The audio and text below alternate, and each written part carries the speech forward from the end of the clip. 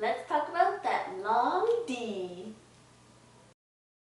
Hi everybody, it's Letitia from Look Under Here, and today I lit a candle. Today I have 5 tips on how to keep your long distance relationship going and how to maintain it and maybe come out of it alive. So next month will be my 8th year together with Stefan. We did break up in between after high school. Yes, we are met in high school. High school sweethearts. It's kind of cheesy. We broke up briefly after high school where we both saw other people, and then because we don't know when we got back together, we don't have any exact dates, we kind of just glommed it all together and called it 8 years. And yes, it is cheating, not cheating relationship, but cheating, timing cheating. It's kind of cheating, but yeah, we made up our anniversary date, so it says a lot about the legitimacy of this relationship.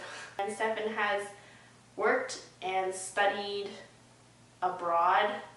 No, I wouldn't call it abroad, because he's only been max like 2 hours drive away. So this is our first time where we really are doing a true long distance relationship, and I know there are couples that are like continents apart, so we are quite lucky to be pretty close. Just laying out the foundation in case you guys have any questions about those. But going into my tips of how to do long distance. My number 1 tip, hands down, is to establish your communication before you leave, or as early as possible. Stefan is a terrible phone person. Sorry, honey, but you are, and we talk about this all the time. Has no social media except Facebook, which he only talks about cars on, and doesn't know how to tag his friends. Hasn't changed his profile picture since 2010.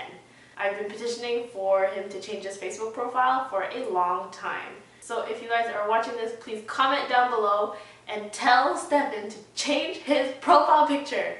He's the kind of person that could put his phone down and not realize he doesn't have his phone on him.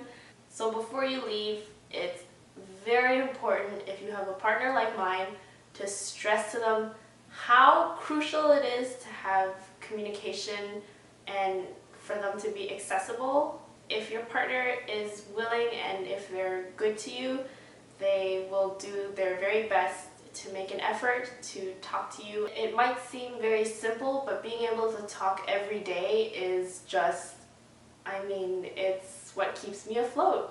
Number 2, this is also kind of a extension of communication and having open communication. Personally, I actually don't believe in long distance relationships, as in I don't believe that it will work for me. I'm the kind of person that really craves affection, and I need to interact with my partner face to face. I need a more tactile relationship. Here I am in this situation, and you really gotta work with what you have, right? Just because you've been together for a really long time doesn't really say anything about your relationship.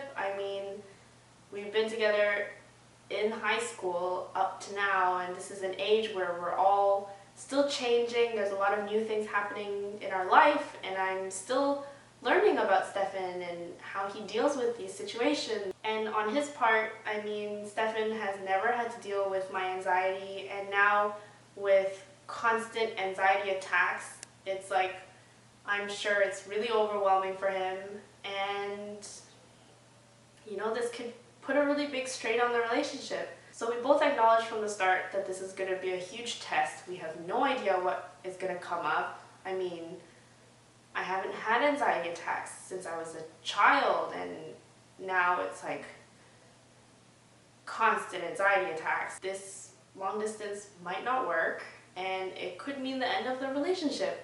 And while that is hard to accept, it actually puts you and your partner on the same page and on the same level, and in some ways it kind of encourages us to put more effort into keeping ourselves together, because we know that there's a chance that it's not going to work. kind of makes you reevaluate what you have and what you value in your partner. Third thing is to write letters to each other. I can WhatsApp and I can Google Hangouts with Stefan every day, but they're not really expecting you to write a letter. And so I kind of treat it like a diary where I write about my feelings. A lot of the letters are like a food diary where I write what I ate for lunch today. But I find that not only does it help me because it mellows out my mood, because I keep it like it's a journal, and it doubles as a little sweet gesture that, you know, that they'll get in the mail. So this one has had double benefits for us. Mail things that remind you of him or her. For Valentine's Day, I came home to a 2-gallon tin of white cheddar popcorn. I finished the tin in 9 days, exactly.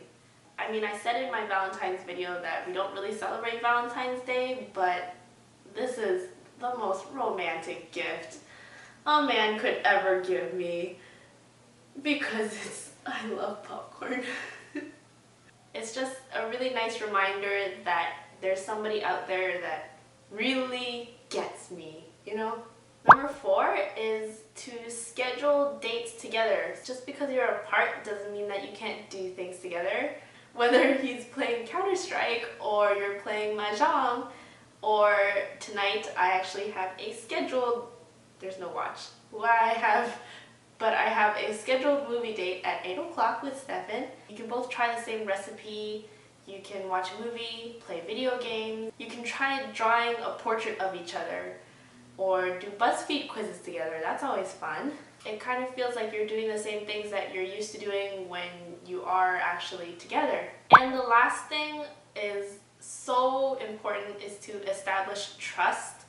When it comes to Stefan and I think this is where being together for so long has actually helped, where he can go out to a bar with his buddies and I wouldn't be worried. Also helps that his friends are really amazing, and I know that they would never pressure him to be in a bad situation. And I can joke around about getting a lot of sugar daddies, and he's totally cool with it because he knows that if I were to get a sugar daddy, I'd only be in it for the money. It also helps that we both have a general understanding of what we've done during the day or where we are. So I think all in all, the most important is to establish an open communication, and that in turn can establish trust. So although Stefan can't sit beside me, let's ask him what he thinks of long-distance relationships. What is that? What are you doing?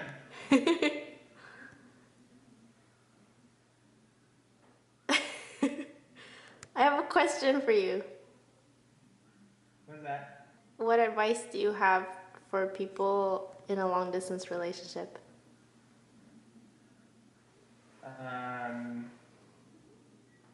Talk.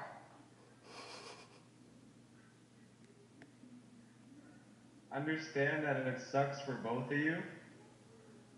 And there's no point in getting angry.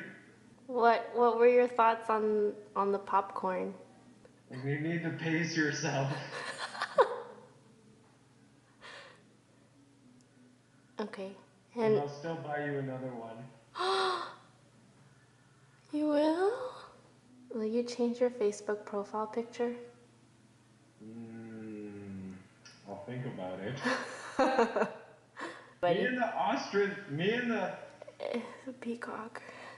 Me and the peacock have a special connection, okay? It's been so long you don't even remember what bird it is.